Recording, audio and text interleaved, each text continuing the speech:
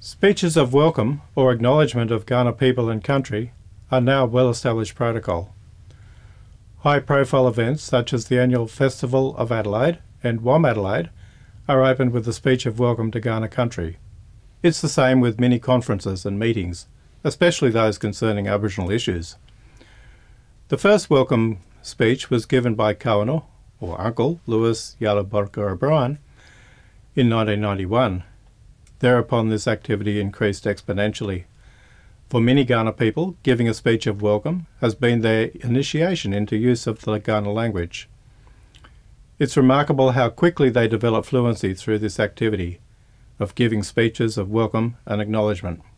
In the 1980s, Kaurna people began to turn to records of the language as a source of Kaurna names for institutions, organisations, programs and the like, beginning with Warriapendi Alternative School in 1980.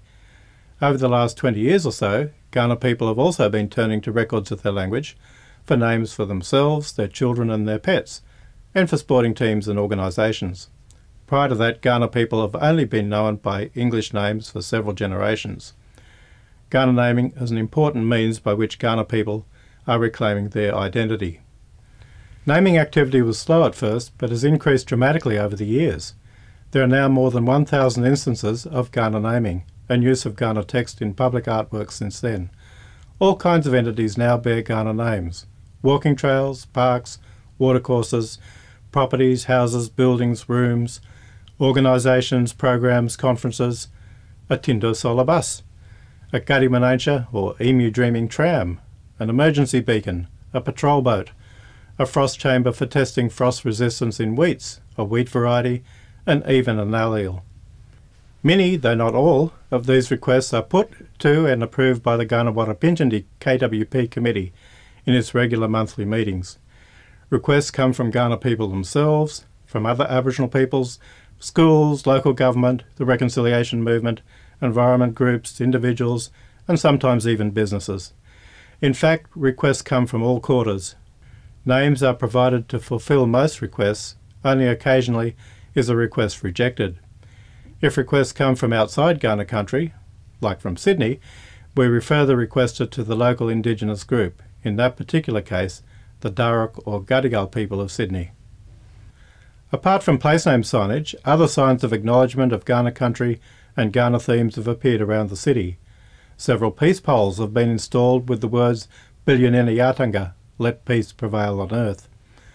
A plaque has been produced with Kaurna text acknowledging Kaurna country that people can purchase and install at their residence. Also, Mani Nabudni, a welcome in Kaurna, was installed at the Adelaide airport, greeting international visitors on their arrival. In 1995, the Yarakatata at Random public artwork was established outside the Hyatt Hotel in the heart of Adelaide. As well as bearing a Kaurna name, it also incorporated Kaurna words in a short text. Kaurna Yata, Natu Ato Nanga, Yatu Ato Bukinaki, Kaurna land, now I know it, before I didn't. These words were taken directly from Tykelman and Sherman. This was the first time that Kaurna language appeared in a work of public art. Since then, more than a dozen public artworks with Kaurna text have sprung up throughout the metropolitan area. Song is a great way to begin reintroducing a language.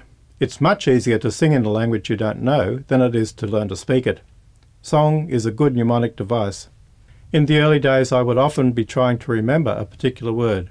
Then I'd remember we use it in a particular song and found myself singing through the song to retrieve the word. I would like to sing you the Nina Marnie song, which was written when I was principal of Kaurna Plains. And I just loved the song because it was a combination of everybody's input, community, parents, or songwriters, everybody. And I absolutely love it. And I sing it to everybody in the state. And it goes something like this. Nina Marnie, Marnie I, want to Nina, Wadliana, Wadliana. And it just talks about country and how beautiful it is and how we should look after it and each other. Nelson Varco and I wrote many songs together. Nelson would come up with the tune and write the song in English, whilst I would work on the Ghana translation. Nelson wrote several songs for special occasions, book launches and exhibitions, and formed a Ghana choir in those early days. Well, songs, you know, you hear them once and you want to sing them all the time, you know, and the more you say those words, the more you pronounce them, you know, to me it's like stirring up something that's been lost, you know. When you're using them words, there's something that's part of me that sort of been pushed aside or pushed out of my thoughts and memories for a long time, you know. And then when you keep singing these songs and singing these songs with language words and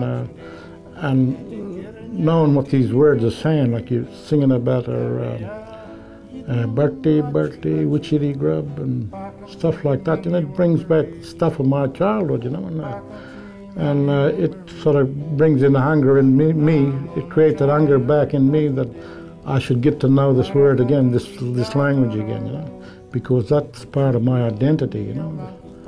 And I'm not really complete unless I have that, you know.